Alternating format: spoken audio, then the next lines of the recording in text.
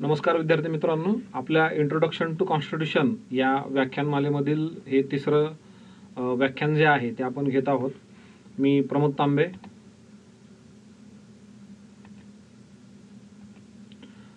Unit 1च्या philosophy of Indian कॉन्स्टिट्यूशनच्या B जो पार्ट आहे त्याच्यामध्ये role of doctor B.R. Ambedkar in constitution assembly, doctor Babasaheb आंबेडकरांचा संविधान सभेमधील असणारी भूमिका यावरती असणारे हे व्याख्यान आपण आज पाहणार आहोत. याची जी इंडेक्स आहे त्याच्यामध्ये मुळात 5 घटक आहेत, 3 उपघटक, 2 मुख्य घटक आणि 3 उपघटक असं मिळून एकूण 5 घटकांमध्ये आपण तो आजचं व्याख्यान आपण त्याच्यामध्ये पाहणार आहोत. पहिला भाग जो आहे तो भारतीय राज्यघटनेचे शिल्पकार म्हणून असणारं डॉक्टर बाबासाहेब आंबेडकरांचं योगदान, त्याच्यातील 3 उपघटक आहेत. त्यातील पहिला जो आहे घटना समितीतील त्यांचं भाष्य, त्याचबरोबर राज्यघटना आणि चळवळी यांचं कोलॅबोरेशन कसं त्यांनी संविधानामध्ये रिफ्लेक्ट केलेलं आहे त्या गोष्टी आपण त्याच्यामध्ये पाहणार आहोत. तिसरा भाग घटनात्मक संस्थांच्या बाबत डॉक्टर बाबासाहेब आंबेडकरांनी केलेलं किंवा दिलेलं योगदान ते आपण त्याच्यामध्ये पाहणार आहोत. आणि घटनात्मक नैतिकता याच्याबद्दलचं असणारं ॲनालिसिस किंवा त्याच्याबद्दलचं केलेलं विचारवंतांनी लेखकांनी केलेलं ॲनालिसिस हे आपण गोष्टी त्याच्यामध्ये मुळात पाहणार आहोत.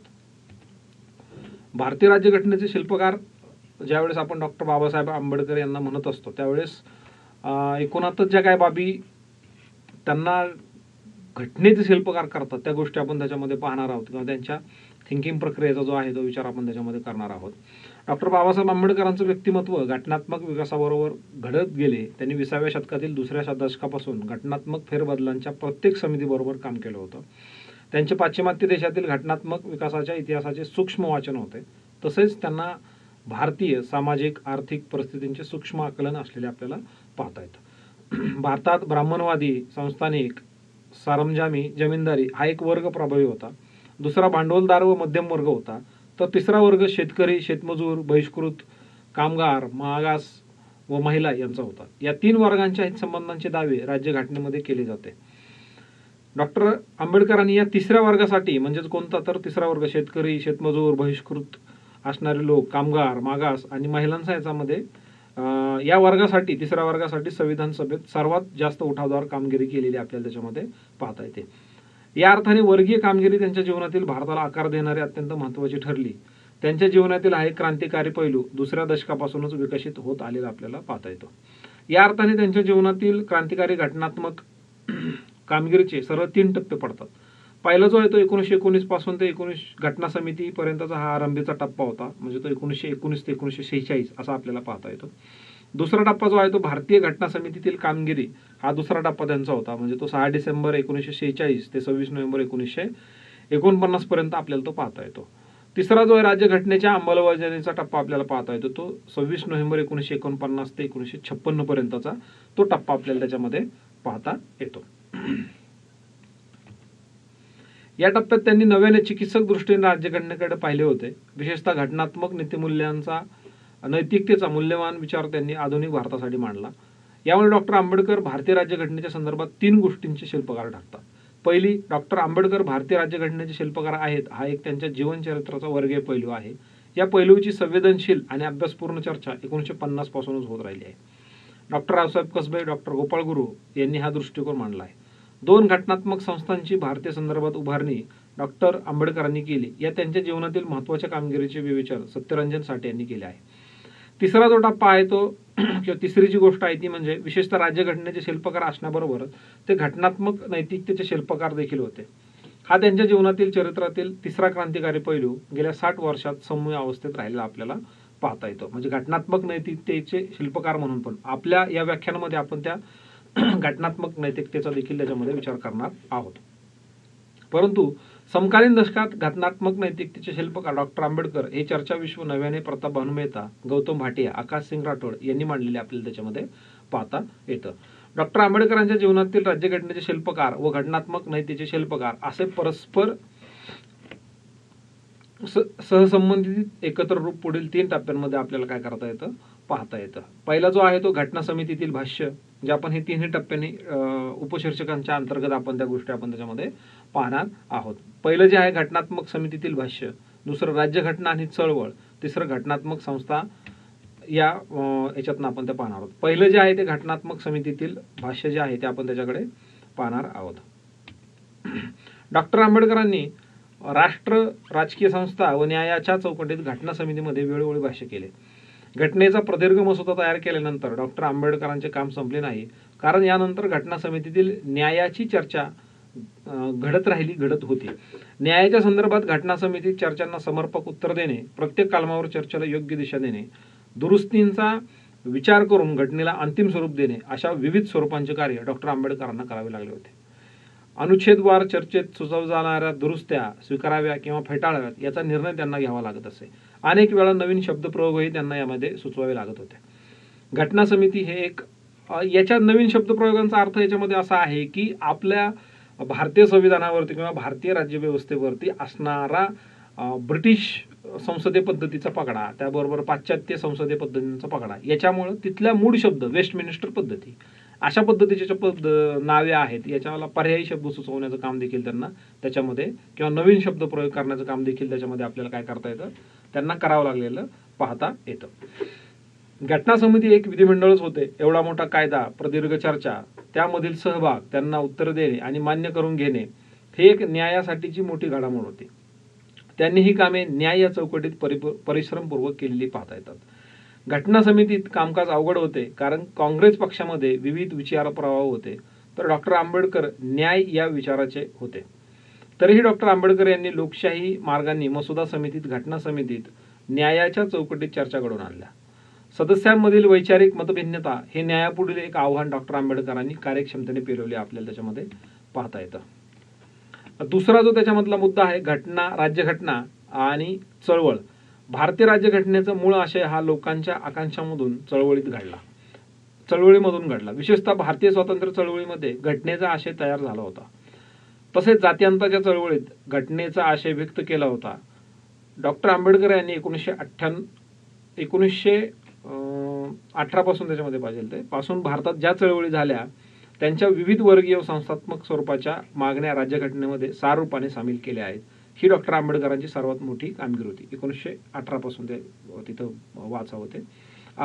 पिक्चर जे आहे ते तुम्हा सर्वांना कळलं असेल की महाडच्या 14 ताळ्याचा जो आहे सत्याग्रह, त्या तिथलं ते पिक्चर किंवा चित्र आपण त्याच्यामध्ये ऍड केलेलं आहे. घटनात्मक संस्था. डॉक्टर आंबेडकरांनी न्याय आणि संस्था यांचा सांधा जोडला. संविधानात संसदीय लोकशाही, मूलभूत हक्क आणि त्यासाठीची न्यायालयीन यंत्रणा, मार्गदर्शक तत्वे, केंद्र राज्य संबंध आणि घटना दुरुस्ती हा भाग अत्यंत महत्त्वाचा व तपशीलवार न्यायाच्या संदर्भात त्यांनी मांडला. यात 355 कलमे व 8 परिशिष्टे होती. म्हणजे मूळ संविधान जे बनवलं गेलं त्याच्यामध्ये आपल्याला ते पाहता येतं. त्यांनी भारतीय संविधान सविस्तर लिहिले. डॉक्टर आंबेडकर यांनी घटनेबाबत 2 मुद्दे मांडले होते. एक, राज्यघटनेत कुठल्या प्रकारची शासन पद्धती स्वीकारण्यात आली आहे हा पहिला मुद्दा. त्याचबरोबर दुसरा जो आहे तो राज्यघटना कुठल्या प्रकारची आहे. या 2 प्रश्नांची त्यांनी सविस्तर चर्चा घटना परिषदेमध्ये केली होती. राज्यघटनेत संसदीय लोकशाहीची पद्धत स्वीकारण्यात आली. राज्यघटनेने संघराज्य पद्धतीचे प्रारूप स्वीकारले. संसदीय लोकशाही आणि अध्यक्षीय लोकशाही पद्धती फरक डॉक्टर आंबेडकरांनी आपल्या भाषणामध्ये स्पष्ट केला. अमेरिकेत अध्यक्ष प्रमुख असतो आणि प्रशासनाची सर्व जबाबदारी त्यांच्यावर असते. मात्र आपल्या राज्यघटनेत अध्यक्षांची भूमिका इंग्लंडच्या राज्यघटनेतील राजासारखी असेल हे त्यांनी स्पष्ट केलं. अमेरिकन अध्यक्षाला त्यांनी नेमलेल्या चिटणीसाचा सल्ला मान्य करण्याचे बंधन नसते, पण भारतातील अध्यक्षांना मात्र मंत्रिमंडळाच्या सल्ल्यानेच काम करावे लागेल. हे 3 नंबरचं जे भाषण आहे 25 नोव्हेंबर 1949ला, त्या भाषणामधील हा मुद्दे असलेले आपल्याला त्याच्यामध्ये पाहता येतात. तिथं आंबेडकर काय म्हणतायत की अमेरिकन अध्यक्षाला त्यांनी नेमलेल्या चिटणीसाचा सल्ला मान्य करण्याचे बंधन नसते, पण भारतीय अध्यक्षांना मात्र मंत्रिमंडळाच्या सल्ल्यानेच काम करावे लागेल. या भाषणात डॉक्टर आंबेडकरांनी संसदीय लोकशाहीची तत्वे स्पष्ट केली. तसेच त्यांनी मंत्रिमंडळ हे सभागृहाला जबाबदार असते हे तत्व आग्रहाने मांडलेले आपल्याला पाहता येतं. पंतप्रधानांची नेमणूक करण्याचा अधिकार अध्यक्षांना आहे. या अधिकाराचा वापर मंत्रिमंडळाच्या सल्ल्याने कसा करणार, कारण पंतप्रधान नाही तर मंत्रिमंडळ नसणार, तेव्हा याबाबत अध्यक्षांना स्वातंत्र्य देण्यापासून गत्यंतर नव्हते. डॉक्टर आंबेडकरांनी या विषयावर घटना समितीत विचार मांडले होते. पंतप्रधानांच्या निवडणुकीबाबत मात्र अध्यक्षांना स्वातंत्र्य देण्यापासून गत्यंतर नाही. अध्यक्षांना स्वातंत्र्य द्यायचे नसेल तर सभागृहालाच पंतप्रधानाची निवड करण्याचा अधिकार द्यावा लागेल. याची गरज नाही, कारण जर अध्यक्षांनी चुकीची नेमणूक केली तर सभागृहाविरुद्ध अविश्वासाचा ठराव पास करून ती निवडणूक रद्द करू शकेल. अशी भूमिका डॉक्टर आंबेडकरांनी घेतलेली आपल्याला पाहता येते. म्हणजे पंतप्रधान निवडीचा अधिकार राष्ट्रपतींना न देता तो सभागृहालाच असावा अशा पद्धतीची मांडणी केलेली आपल्याला त्याच्यामध्ये पाहता येतं. आजही आपल्याला पाहता येते की लोकसभेमध्ये बहुमत असल्याशिवाय तुम्हाला पंतप्रधान पदी किंवा त्या संबंधित पक्ष किंवा पक्षांच्या आघाडींना त्याच्यामध्ये पंतप्रधानाची नेमणूक करता येत नाही किंवा निवडून ते येत नाहीत. मंत्र्यांविरुद्ध पदच्युतीचा ठराव आणण्याच्या तरतुदीला हे डॉक्टर आंबेडकरांचा विरोध होता. कारण मंत्र्याने सभागृहाचा विश्वास गमावला किंवा त्याचे प्रशासन स्वच्छ नसेल तर त्याला काढून टाकणे शक्य होईल. लोकमताचा अंकुश मंत्र्यावरती असावा असा विचार त्यांनी घटना परिषदेच्या भाषणात मांडला होता. त्यांचा लोकशाहीवर विश्वास होता. लोकमत तयार करून लोकशाही प्रक्रियेनुसार कायद्याच्या मार्फत अंकुश ठेवावा हा विश्वास त्यांनी संविधानाच्या अनेक तरतुदींच्या संदर्भात व्यक्त केला होता. डॉक्टर आंबेडकर यांनी राजकीय लोकशाही, आर्थिक, सामाजिक लोकशाही स्थापन करण्याचा विचार अनेक वेळा भाषणातून मांडला होता.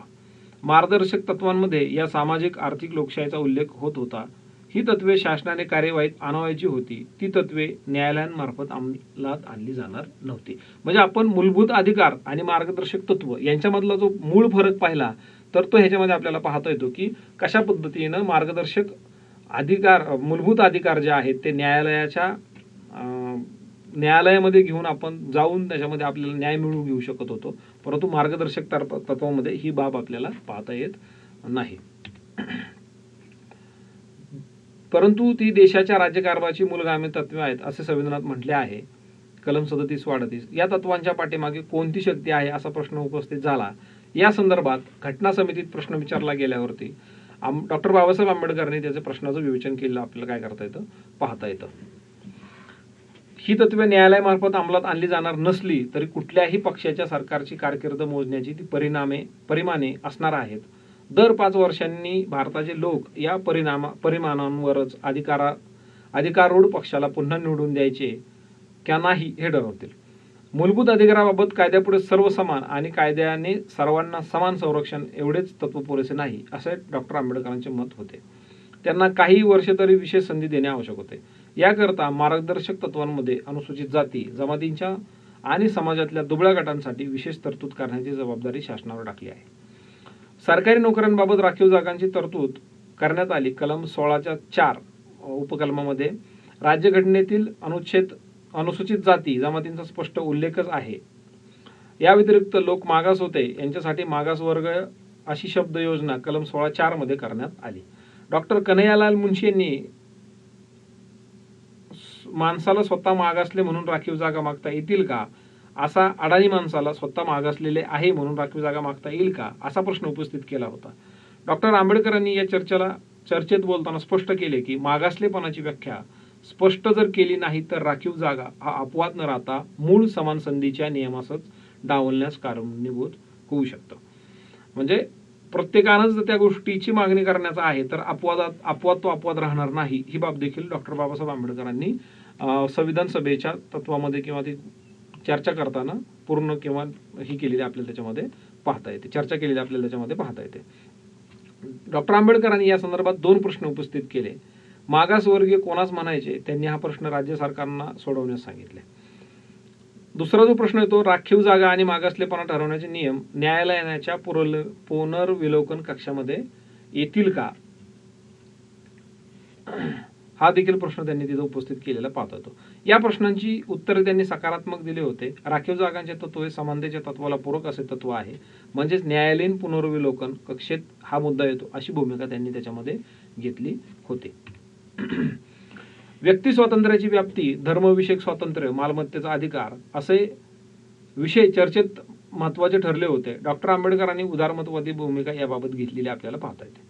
भारतीय राज्यघटनेतील 32वे कलम हे राज्यघटनेचा प्राण आहे असे आंबेडकरांचे मत होते. 32व्या कलमावर त्यांनी भाष्य केले होते. जर या राज्यघटनेतील कुठले कलम असे आहे की ज्या शिवाय ही राज्यघटना शून्यभूत होईल असा प्रश्न कोणी विचारला तर या कलमाकडे मी बोट दाखवेल. हे कलम म्हणजे या राज्यघटनेचा प्राण आहे, आत्मा आहे असं 32व्या कलमासंदर्भात किंवा अनुच्छेदासंदर्भात बोलताना डॉक्टर बाबासाहेब आंबेडकर म्हटले होते. डॉक्टर आंबेडकरांनी न्यायालयीन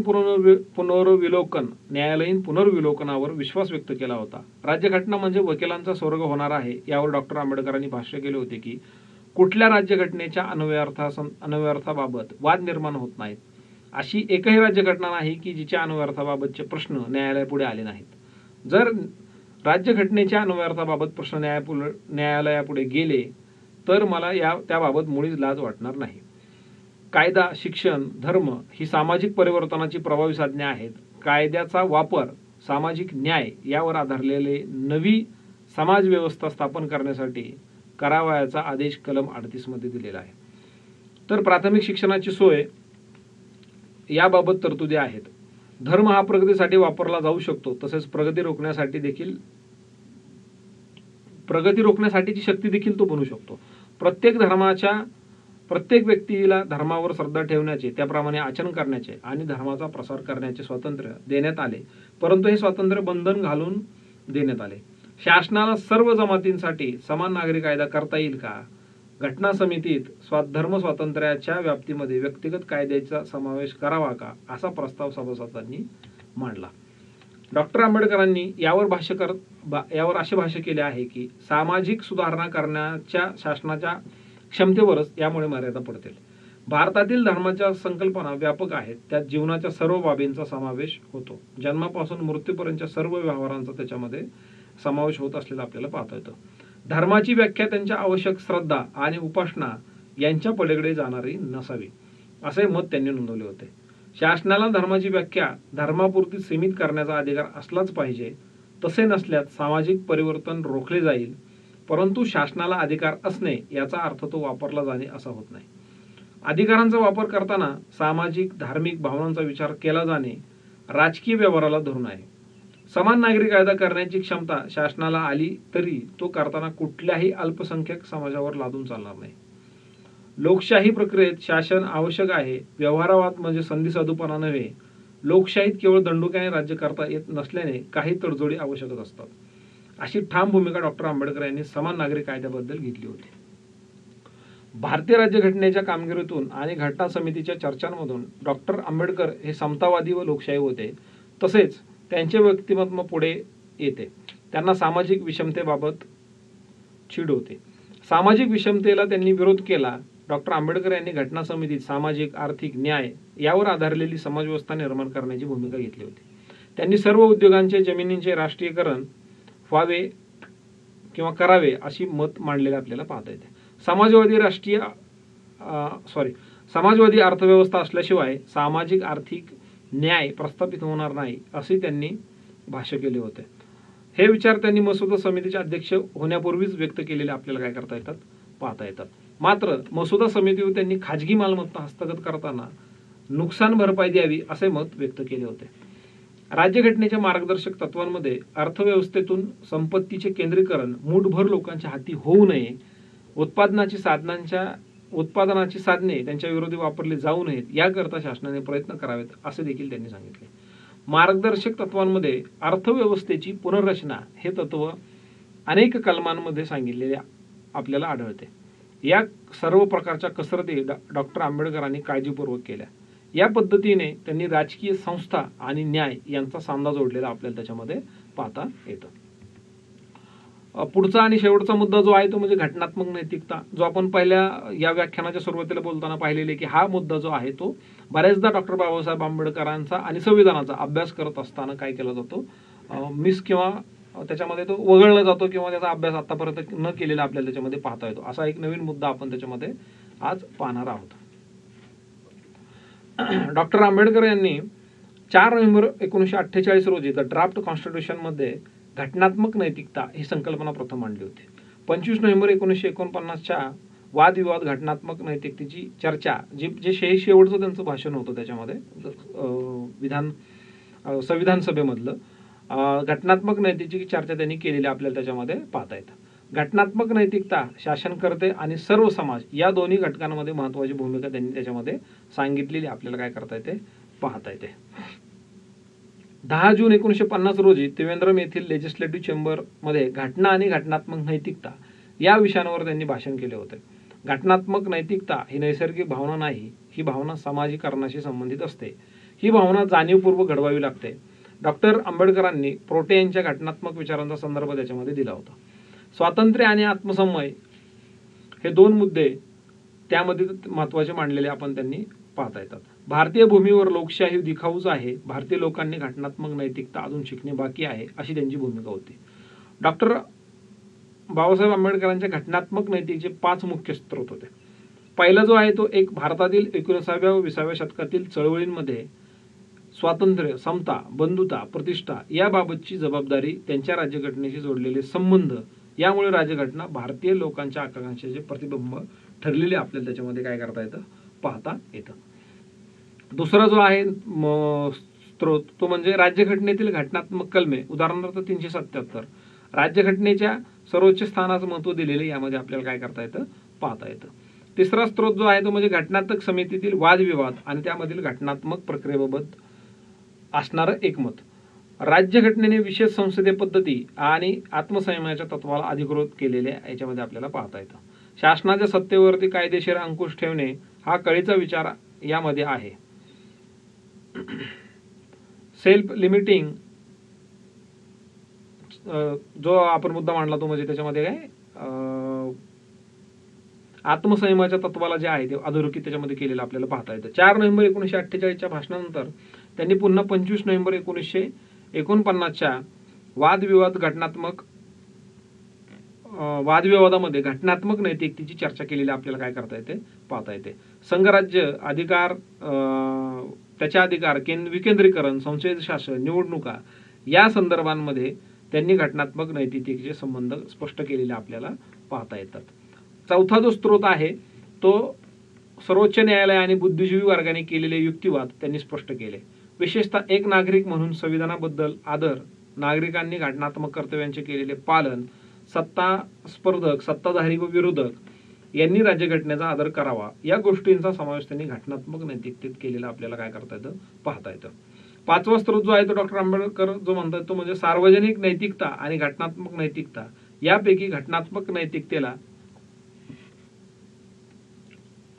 अग्रक्रम दिला जावा असे मत मांडताना आपल्याला पाहता येतात. सार्वजनिक नैतिकता सामाजिक मानदंडांना मान्यता देते, त्यामुळे सार्वजनिक नैतिकता बहुविविधतेला मान्यता देते. त्यांच्या मते भारतासारख्या देशात सार्वजनिक नैतिकता पुरेशी ठरत नाही. त्यांना सार्वजनिक नैतिकतेच्या पुढे घटनात्मक नैतिकतेच्या क्षेत्राची जास्त गरज वाटत होती, कारण सत्ता ही घटनात्मक कायद्याच्या अंतर्गत असावी, सामाजिक आणि आर्थिक उद्दिष्टांची पूर्ती घटनात्मक पद्धतीने झाली पाहिजे असे मत देखील त्यांनी मांडताना आपल्याला पाहता येतं. याचा अर्थ डॉक्टर आंबेडकरांनी हिंसक क्रांतिकारी पद्धत अमान्य केली होती. एवढेच नव्हे तर त्यांनी सविनय कायदेभंग, असहकार आणि सत्याग्रह या पद्धती देखील अमान्य केलेल्या आपल्याला पाहता येतात. म्हणजे गांधी आंबेडकर जो वाद राज्य पद्धतीबद्दलचा आपल्याला पाहता येतो, म्हणजे हिंद स्वराज्य आणि मुक्तिकोन पथे हे दोन जे आहेत, ह्या दोन मधले क्लॅशेस देखील आपल्याला इथं समोर येताना आपल्याला पाहता येतात. क्रांतिकारी पद्धती व घटनात्मक नैतिकता या 2 पैकी त्यांनी परिवर्तनासाठी घटनात्मक नैतिकतेचा मार्ग निवडला होता. त्यांनी हिंसक क्रांती व निष्क्रिय प्रतिकार यांना जवळपास समान समजले होते. म्हणजे हिंसक क्रांती आणि निष्क्रिय प्रतिकारच करायचा नाही, कुठल्या पद्धतीचे चळवळ आंदोलन करायचे नाहीत, ही हिंसक क्रांती इतकी धोकादायक आहेत, ही देखील बाब डॉक्टर बाबासाहेब आंबेडकर मांडताना आपल्याला पाहता येतात. हे दोन्ही प्रकार घटनात्मक नैतिकतेच्या विरोधी जातात अशी त्यांची धारणा होती. या दोन्ही पद्धतीत बळाचा वापर होतो, तर घटनात्मक नैतिकतेमुळे सरकार संपूर्णपणे प्रजेच्या व चिकित्सेच्या अधीन असते. घटनात्मक नैतिकतेचा बहुलता हा एक महत्त्वाचा घटक आहे. प्लुरलिझम जो आपण शिकतो, बहुलतावाद, त्या गोष्टीचा अंगाने त्या दृष्टिकोनातून डॉक्टर बाबासाहेब आंबेडकरांनी हा विचार केलेला पाहता येतो.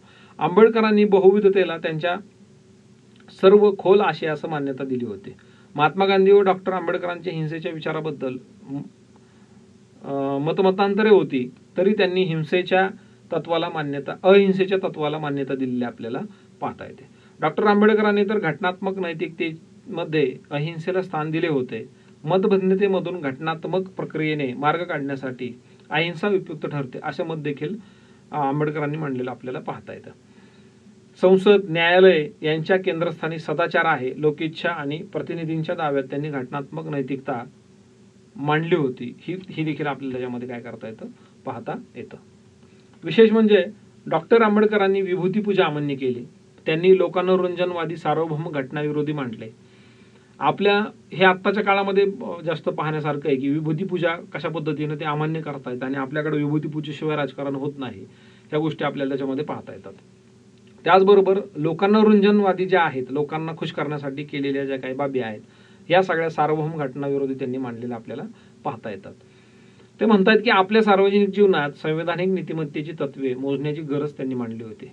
आपल्याला जर लोकशाही केवळ एक बाह्य देखावा म्हणून नव्हे तर वस्तुस्थिती म्हणून टिकून ठेवायची असेल तर आपण काय केले पाहिजे? माझ्या दृष्टीने आपण पहिली गोष्ट अशी करायला हवी की आपली सामाजिक आणि आर्थिक उद्दिष्टे फक्त संवैधानिक मार्गानेच पदरात पाडून घेण्यावर आपण कटाक्ष ठेवला पाहिजे. म्हणजेच आपण क्रांतीच्या रक्तरंजित पद्धतींना पूर्ण सोडचिठ्ठी दिली पाहिजे. यापुढे संविधानिक मार्ग खुले आहेत जेथे असंवैधानिक मार्गांचा अवलंब करण्याचे कोणतेही समर्थन करता येणार नाही. त्या पद्धती म्हणजे फक्त अराजकाचे व्याकरण असतात आणि आपण जितक्या लवकर त्यांचा त्याग करू तितक्या आपल्या भल्याचे होईल, असा सल्ला देखील त्यांनी दिलेला आपल्याला पाहता येतो. अमेरिकन संविधानाच्या आधारावर त्यांनी मूलभूत हक्काचा भाग भारतीय संविधानात घातला. अमेरिकन सर्वोच्च न्यायालयाचे न्यायमूर्ती फेकलेस फकर्टी यांनी भारताच्या नव्या संविधानात मूलभूत हक्क अंतर्भूत न करण्याचा संदेश पाठवला होता. हा संदेश संविधान सल्लागार बेनेगल नरसिंहराव घेऊन आले होते. डॉक्टर आंबेडकरांनी ती सूचना स्वीकारली नाही. अमेरिकेच्या संविधानाच्या प्रत्यक्ष कारवाईच्या अभ्यासातून त्यांची अशी खात्री झाली होती की मूलभूत हक्कात पुढे सामाजिक कल्याणाच्या मार्गात अडथळे येणार नाहीत. मूलभूत हक्क हे पुढे सामाजिक कल्याणाच्या मार्गात अडथळे येणार नाहीत याची दक्षता घ्यायला पाहिजे. अमेरिकेच्या संविधानात मूलभूत हक्क निरंकुश स्वरूपात समाविष्ट आहेत, तसे त्यांनी भारतीय संविधानात केले नाही. त्यांनी समाजाच्या व्यापक हिताखातर त्या हक्कांवर वाजवी निर्बंध घालण्याचे अधिकार विधिमंडळांना दिले. त्यांनी व्यक्तीचे स्वातंत्र्य आणि सामाजिक हित यांच्यात संतुलन साधले. तसेच त्यांनी सामाजिक हित साधता यावे अशी देखील तरतूद आपल्याला केली त्याच्यामध्ये पाहता येतं. यासाठी राज्य धोरण मार्गदर्शक नीतिदर्शक तत्वे आधारित केलेले आपल्याला त्याच्यामध्ये पाहता येतात. या पद्धतीने त्यांनी संविधानात संतुलन निर्माण केले. भारतीय संविधानाच्या माध्यमातून मानवी प्राणी माणसाची प्रतिष्ठा प्रस्थापित व्हावी, जातीविरहित एकजिन्सी भारतीय समाजाची उभारणी व्हावी अशी त्यांची अपेक्षा त्यांनी केलेली आपल्याला पाहता येते. कन्क्लुजन म्हणून एक लाईन त्याच्यामध्ये आपण पाहूयात की डॉक्टर आंबेडकर यांनी भारतीय राज्यघटनेला राष्ट्र, राजकीय संस्था, घटनात्मक नैतिकता व न्याय अशा विविध बाजूंनी आकार दिला. त्यांनी घटनात्मक निर्मितीनंतर देखील या विचारांचा आग्रह 6व्या दशकात धरला होता. त्यांनी त्रिवेंद्रम येथील जे आपण ह्या व्याख्यानाच्या शेवटच्या घटनात्मक नैतिकतेच्या संदर्भातल्या एक व्याख्यानाचा आपण उल्लेख पाहिला होता की तिथं त्रिवेंद्रम येथील देखील घटना आणि घटनात्मक बांधिलकीचे संकेत पुन्हा मांडताना त्याचं एक उत्तम उदाहरण म्हणून आपल्याला त्याच्यामध्ये पाहता येतं. धन्यवाद.